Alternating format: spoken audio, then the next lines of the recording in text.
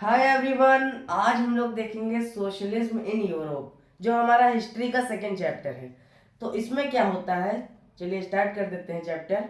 देखिए, ये हमारा फर्स्ट पार्ट है। इसमें हम लोग लिबरल्स, रेडिकल और कंजर्वेटिव, ये तीन तरह के पीपल के बारे में हम लोग पढ़ेंगे। तो देखिए, फ्रेंच रिवॉल्यूशन हम लोगों ने पढ़ा। फ्रेंच रिवॉल्यूशन में क्या हुआ कि लोगों ने क्रांति करके अपने मनपसंद गवर्नमेंट लाई।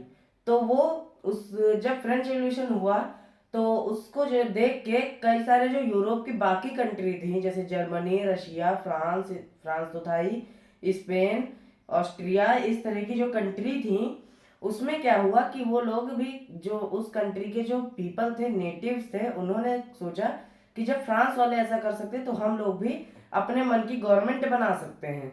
तो उनको भी लगा कि हम कुछ कुछ कर सकते हैं गवर्नमेंट को, मतलब पूरा पॉलिटिकल सिस्टम हम लोग भी चेंज कर सकते हैं, क्योंकि उस समय तो मोनार्की थी। तो यही लोगों को लगा। तो जो दुनिया थी उस समय, जब फ्रेंच रिवॉल्यूशन के बाद, तो एज ऑफ सोशल चेंज, इसी को हम लोग पूरे इस वीडियो में पढ़ेंगे। तो उस समय वर्ल्ड में पूरे दो तरह के पीपल थे। एक थे हैव्स, दूसरे थे हैव्स नॉट। मतलब हैव्स कौन थे? जिनके पास प्रिविलेज थी। मतलब प्रिविलेज मतलब कि जन्म से कोई अधिकार हो, जैसे राजा का बेटा है कोई, तो उसके पास बहुत सारी प्रिविलेज होंगी। वही कोई अगर कोई पुअर पर्सन का बेटा है तो उसके पास बहुत कम प्रिविलेज होंगी। तो वो होता था, मतलब राइट नहीं होंगे उसके पास। तो बहुत ज़्यादा प्रिविलेज थी हैव्स लोगों के पास, और जो हैव्स नॉट थे उनके पास प्रिविलेज नहीं थी, मतलब कोई राइट नहीं थे, नॉर्मल पीपल थे। वो सब हैव्स नॉट थे। जैसे वुमेन आ गई, चिल्ड्रन आ गई, ये सब भी आ जाते हैं। तो देखिए, पहले जो था वो कैपिटलिज्म चलता था। कैपिटलिज्म मतलब मोनार्की में भी कैपिटलिज्म एक तरह का होता है कि सब लोग अपना प्रॉफिट ढूंढते थे। प्रॉफिट कैसे? जैसे इंडस्ट्री हुई, तो इंडस्ट्री में वर्कर को बस एक्सप्लॉइट किया जाता था। मतलब वर्कर को बस थोड़ी सी पैसे दे दिया जाता था, बल्कि वर्कर सारा काम करता था, और वर्कर को बहुत कम पैसा देके जो सारा पैसा होता था वो सारा उसके ओनर के पास जाता था।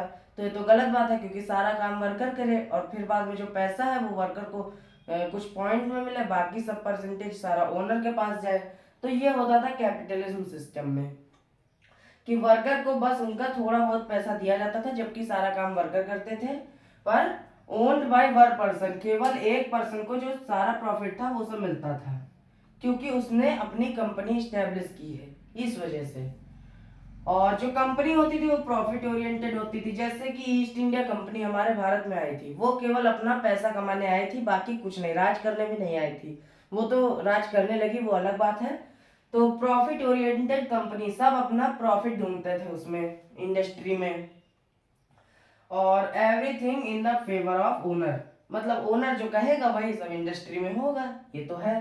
तो कैपिटलिज्म ये था। और जो हैव्स नॉट लोग थे, वो जैसे उसमें वर्कर आ गए, तो वर्कर लोग सोचते थे कि सारा काम हम लोग करते हैं, हम लोगों को भी पैसा मिलना चाहिए। तो उस समय एक ऐसा आइडियोलॉजी डेवलप हुई जिसे कहा गया socialism. Socialism in Europe, socialism develop हुआ। सोशलिज्म क्या होता है कि सोशलिज्म क्या होता है, यहाँ पे कैपिटलिज्म में क्या हो रहा था कि जो भी है वर्कर को एक्सप्लॉइट किया जा रहा था, और सारी चीज जो है एक ही पर्सन संभाल रहा था। इसमें क्या होता है कि जो भी रिसोर्सेज है हमारे पास, उन सबको इक्वली जो है बांट दिया जाएगा। एवरीथिंग ओन्ड बाय सोसाइटी, मतलब हर एक इंसान के पास सेम जो है पैसा आएगा। जैसे कि मान लीजिए किसी ने चॉकलेट बनाने की फैक्ट्री है, तो उसने 10 चॉकलेट बनाई। दो वर्कर या फिर 5 वर्कर हैं, 4 वर्कर है, एक ओनर है। तो जैसे चॉकलेट 10 बनाई, 10-10 रुपए की चॉकलेट है, तो 100 रुपए आए हमारे पास। 100 रुपए में ये जो 4 वर्कर हैं इनको केवल 5-5 रुपए दे दिए गए, और बाकी सब जो पैसे थे वो किसको गए? ओनर को। ये होता है कैपिटलिज्म। और इसमें क्या होता है सोशलिज्म में कि 100 लोग, मतलब कितने थे? 5 लोग थे। इसमें ओनर ओनर कुछ नहीं होता। 5 लोग थे, 5 लोगों ने चॉकलेट बनाई। चॉकलेट बना के जो 100 रुपए आए वो 5 लोगों को बराबर बराबर डिवाइड हो जाएंगे, मतलब सबको बराबर बराबर पैसा मिलेगा। उसमें किसमें? सोशलिज्म। ये होता है सोशलिज्म, कि सब कुछ इक्वालिटी, एकदम इक्वालिटी होती है, और कोई भी इसमें एक्सप्लॉइट नहीं होता है। ये हो गया। तो ये हुआ हमारा कैपिटलिज्म और सोशलिज्म। सोशलिज्म हम लोगों ने समझ लिया। अब देखिए, हम लोग देखते हैं यहाँ पे सोसाइटी के बारे में, कि जो उस समय की सोसाइटी थी वो 3 तरह के लोगों में डिवाइड हुई। 3 तरह के लोग कौन से? Liberal, radical, conservative. जैसे अपन ने इंडिया में भी देख सकते हैं, जब ब्रिटिश रूल था तो आज़ादी दिलाने के लिए हिंदी में बोला जाता है गरम दल और नरम दल, ये 2 लोग थे।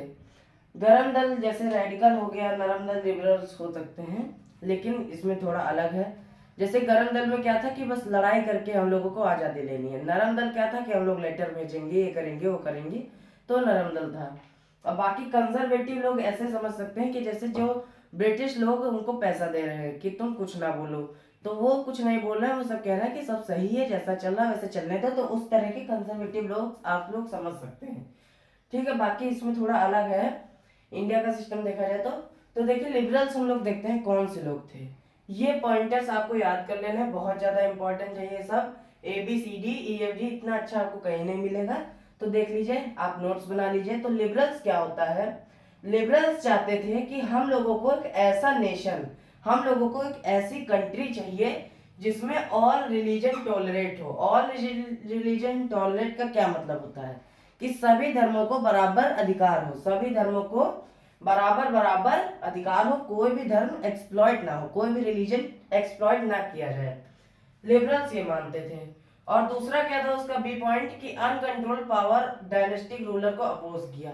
जो भी डायनेस्टिक रूलर की प्रिविलेज या फिर अनकंट्रोल्ड पावर थी उनको उन्होंने अपोज किया, मतलब राजाओं की जो पावर थी उसको अपोज किया।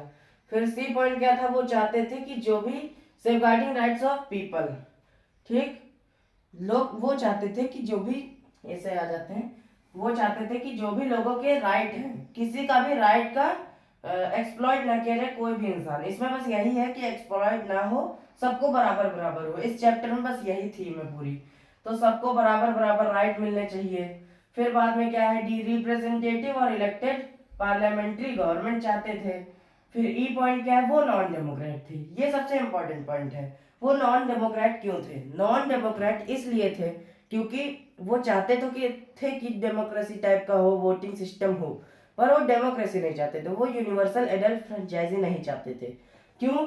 क्योंकि वो ये नहीं चाहते थे कि वुमेन को वोटिंग का अधिकार हो, तो वुमेन के लिए कोई वोटिंग राइट नहीं चाहते थे, तो इस वजह से वो डेमोक्रेट नहीं थे। ठीक है, ये बहुत इंपॉर्टेंट पॉइंट है, आपका एक MCQ आ सकता है कि लिबरल डेमोक्रेट थे कि नॉन डेमोक्रेट। तो मैक्सिमम लोग डेमोक्रेट लिख के आएंगे, पर इसका आंसर है नॉन डेमोक्रेट, क्योंकि वो यूनिवर्सल एडल्ट फ्रेंचाइजी में बिलीव नहीं करते थे। ठीक है, और F पॉइंट है not believe in universal adult franchise. वही बात है कि यूनिवर्सल एडल्ट फ्रेंचाइजी में ये बिलीव नहीं करते थे। ये हो गया हमारा पूरा। और वोट क्या चाहते थे कि मतलब इनका वोटिंग सिस्टम इनके हिसाब से क्या था कि जिसके पास प्रॉपर्टी है वही मैन वोट कर सकता है, वुमेन वोट नहीं कर सकती हैं, और जिस मैन के पास प्रॉपर्टी नहीं है वो वोट नहीं कर सकता। ये सब था। अब रेडिकल देख लेते हैं। रेडिकल दूसरे टाइप के लोग थे। वो क्या करते थे? वो चाहते थे कि government made by majority population, मतलब कि 5 लोग हैं, जैसे 5 लोग हैं और कोई एक लीडर चूज करना, या फिर एक क्वेश्चन पूछा गया कि तुम इस इंसान को अपना लीडर मानते हो कि नहीं। ठीक है, एक कोई वन पर्सन है, इसको लीडर मानते हो कि नहीं?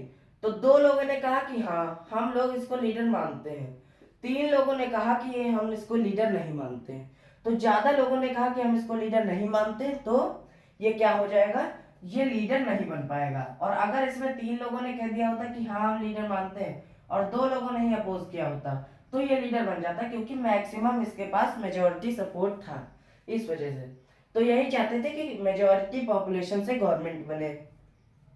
और बी पॉइंट क्या था इनका कि लैंड ओनर और इंडस्ट्रियल ओनर वही प्रिविलेज अपोज की गई कि सबको बराबर बराबर होना चाहिए, किसी के पास जन्म से अधिकार नहीं होना चाहिए। फिर सी पॉइंट क्या है? नॉट अगेंस्ट प्राइवेट प्रॉपर्टी, वो किसी भी प्राइवेट प्रॉपर्टी के अगेंस्ट नहीं थे। इसमें तो दिख रहा है कि इंडस्ट्री ओनर लैंड ओनर को जो है अपोज कर रहे हैं, तो प्राइवेट प्रॉपर्टी के अगेंस्ट होंगे, पर ऐसा नहीं है, वो नहीं थे अगेंस्ट। क्यों?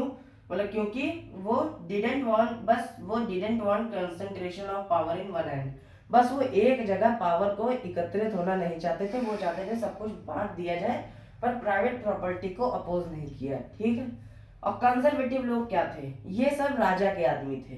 ये बस क्या कहते थे इन्होंने रेडिकल और लिबरल्स को अपोज किया, क्योंकि ये राजा के आदमी थे तो इनको कोई दिक्कत नहीं थी। राजा इनको पैसा दे रहा है कि हमारा प्रचार करो और अच्छे से सबको मना करो, ऐसा विद्रोह विद्रोह ना करें, रिवोल्ट ना करें हमारे अगेंस्ट में। तो ये लोग क्या करते थे, बस didn't want change in society. वो कहते थे कि कोई भी चेंज की जरूरत नहीं है। हाँ, फिर बाद में जब लिबरल रेडिकल ने कंजर्वेटिव को खूब ज्यादा अपोज किया, इनका बहुत ज्यादा अपोज हुआ कि कंजर्वेटिव गलत कह रहे हैं, तो इन लोगों ने फिर बाद में क्या एक्सेप्ट किया कि इन्होंने कहा फिर बाद में कि ग्रेजुअल चेंज होना चाहिए, हमें अपने age to pass should be preserved, मतलब कि हमारा जो पिछला कल्चर है उसे हम लोगों को प्रिजर्व करके रखना चाहिए। ये था हमारा कंजर्वेटिव, और इसी को हम लोग हिंदी में कहते हैं रूढ़िवादी लोग, जो अपना पिछला प्रिजर्व करके रखना चाहते हैं और ग्रेजुअल चेंज चाहते हैं, पर बिल्कुल चेंज नहीं चाहते। ठीक है, लिबरल था, लिबरल के नेशन ऑल रीजन टॉलरेट, फिर uncontrolled power of dynastic ruler को अपोज किया, safeguarding right of people वो चाहते थे, not believe in universal adult franchise, फिर रिप्रेजेंटेटिव इलेक्टेड पार्लियामेंट्री गवर्नमेंट चाहते थे, नॉन डेमोक्रेट थे क्योंकि वो यूनिवर्सल एडल्ट फ्रेंचाइजी में नहीं बिलीव करते थे। रेडिकल क्या था, government made by majority population, land owner industrial owner को अपोज किया, और प्राइवेट प्रॉपर्टी के अगेंस्ट नहीं थे, बस वो ये नहीं चाहते थे कि कंसंट्रेशन ऑफ पावर किसी भी हैंड में हो। और यहाँ पे कंजर्वेटिव क्या थे कि वो बस इनका यही था कि चेंज शुड बी ग्रेजुअल। ये सब हो गया है। वीडियो अच्छी लगी हो तो लाइक कर दीजिए, चैनल को सब्सक्राइब कर दीजिए। मिलते हैं अगली वीडियो में। Thank you and bye bye.